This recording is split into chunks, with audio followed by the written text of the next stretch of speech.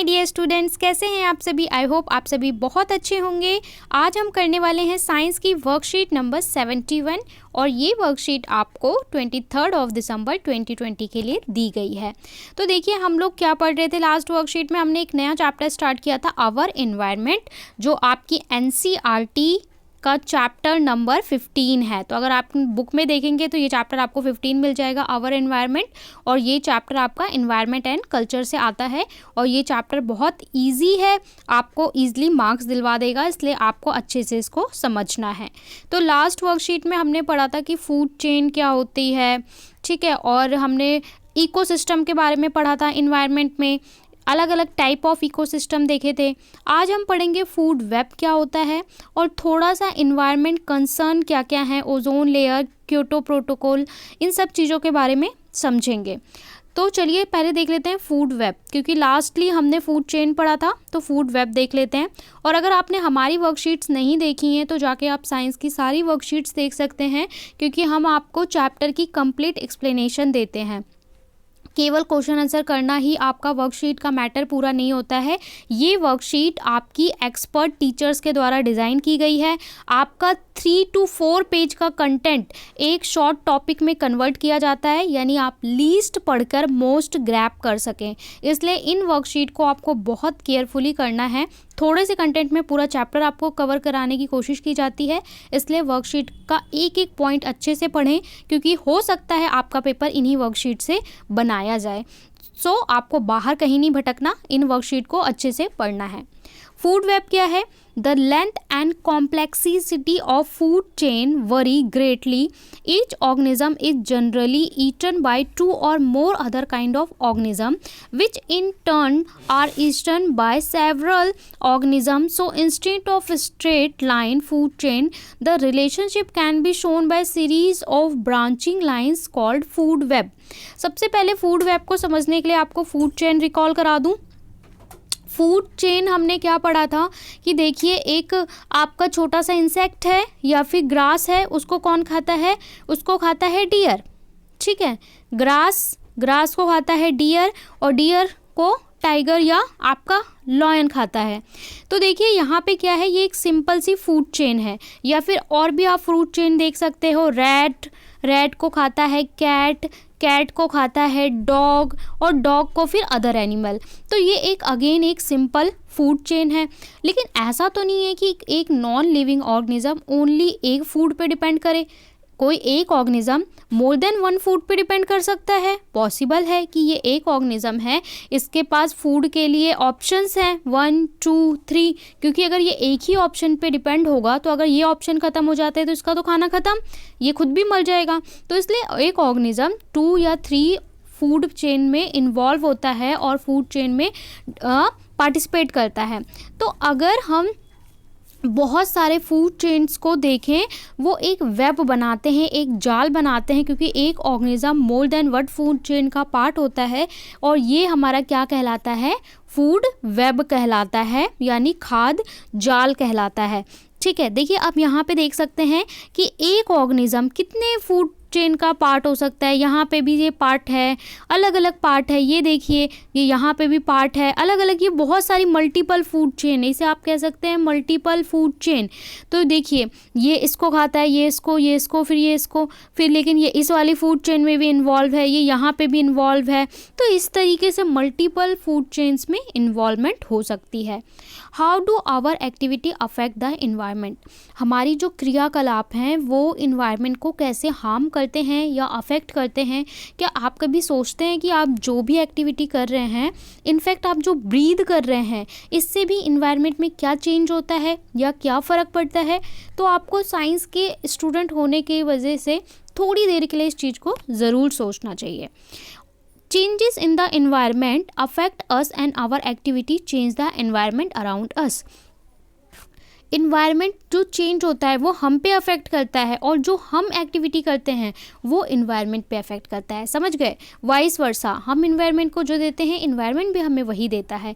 हम इन्वायरमेंट में पेड़ लगाते हैं, हेल्दी इन्वायरमेंट को रखते हैं तो इन्वायरमेंट हमें फ्रेश ऑक्सीजन देता है। हम बहुत सारा पॉल्यूशन करते हैं तो इन्वायरमेंट हमें डिजीज़ देता है, ठीक है। Human activity leads to pollution, deforestation etcetera. Human क्या कर रहा है, ह्यूमन कैसी एक्टिविटी कर रहा है, डिफॉरेस्टेशन, पेड़ों को काटता है, पॉल्यूशन बढ़ाता है। We are looking off to environment problem details, depletion of ozone and waste disposal. हम दो बड़ी प्रॉब्लम से बहुत ज़्यादा ग्रसित हैं। एक तो आप ओजोन लेयर के बारे में जानते होंगे, ठीक है, पहले भी आपने पढ़ा होगा कि ओजोन लेयर हमें प्रोटेक्ट करती है हार्मफुल रेज से। इसके अलावा वेस्ट डिस्पोजल, आज हमारे पास इतनी बड़ी समस्या हो गई है वेस्ट डिस्पोजल की कि हमारा जो कचरा है वो बढ़ता जा रहा है दिन ब दिन, कचरे के पहाड़ लग गए हैं।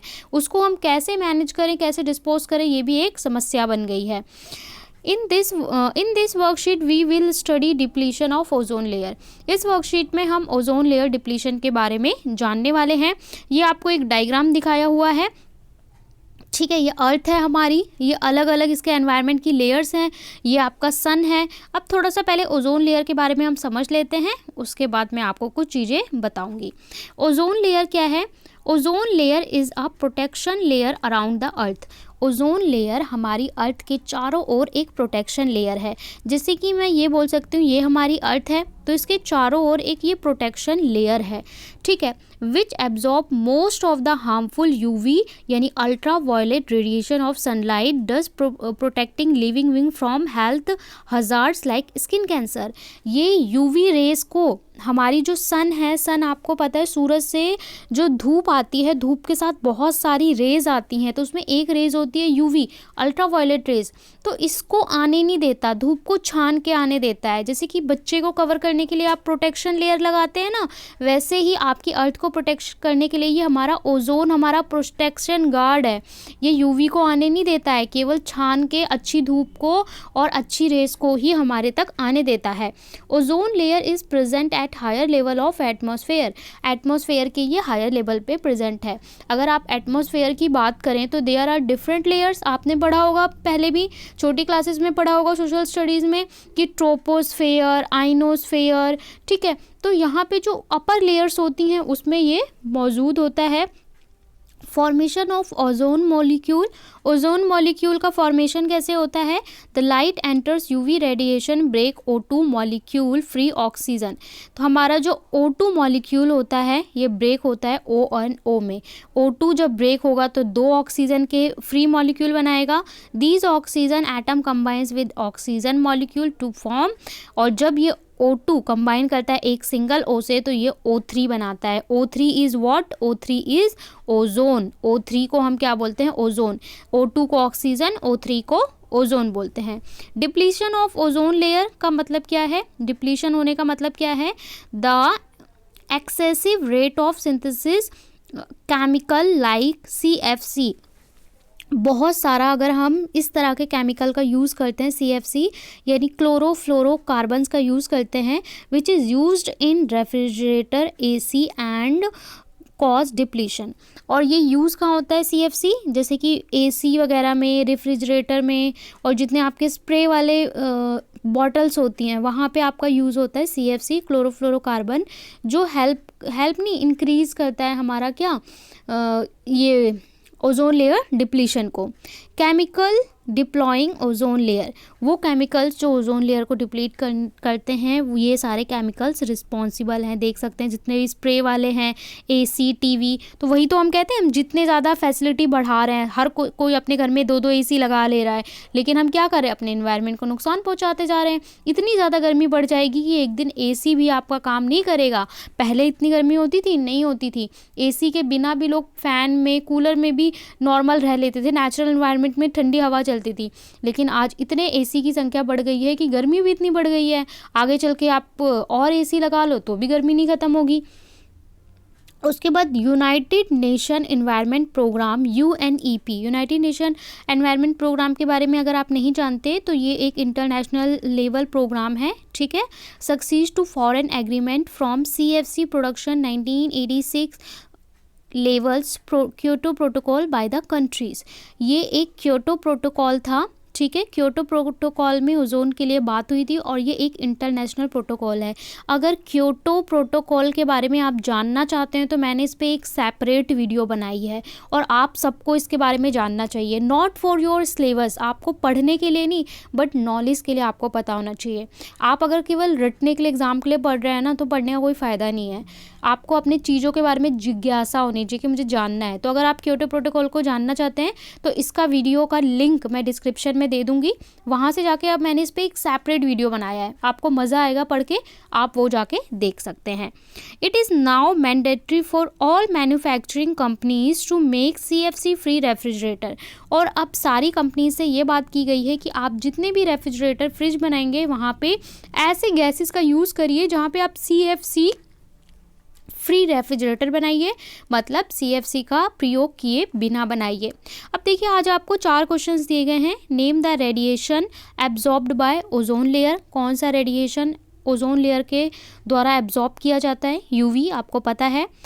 How ozone molecule is formed in atmosphere, ozone molecule कैसे फॉर्म होता है। व्हाट इज़ क्योटो प्रोटोकॉल, तो ये अभी हमने पढ़ा, ठीक है।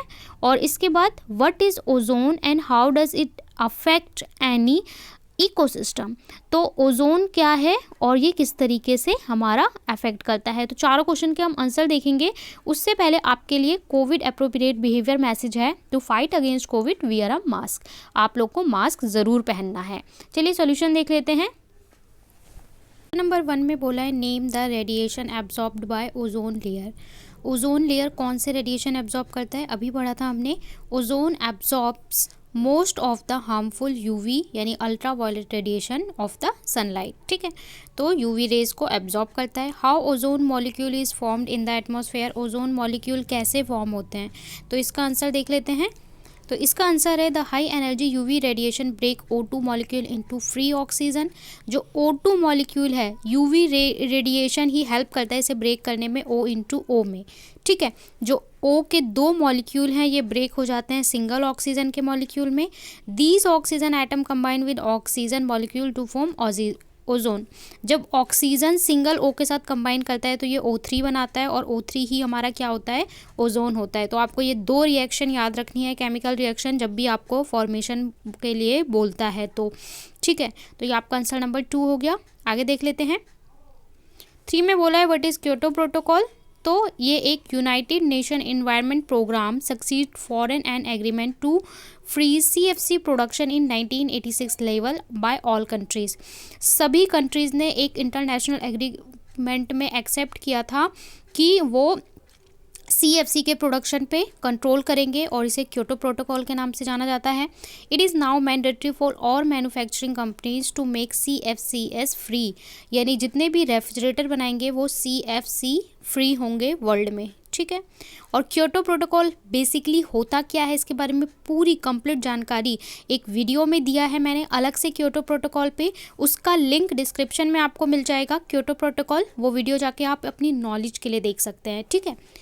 4th में बोला है what is ozone and how does it affect any ecosystem, किस तरीके से किसी भी इकोसिस्टम को अफेक्ट करता है। तो ozone layer is protective layer around the earth, ये एक प्रोटेक्टिव लेयर है which absorb most of the UV यानी ultra violet radiation of the sunlight, thus protecting living being from many health skin cancer.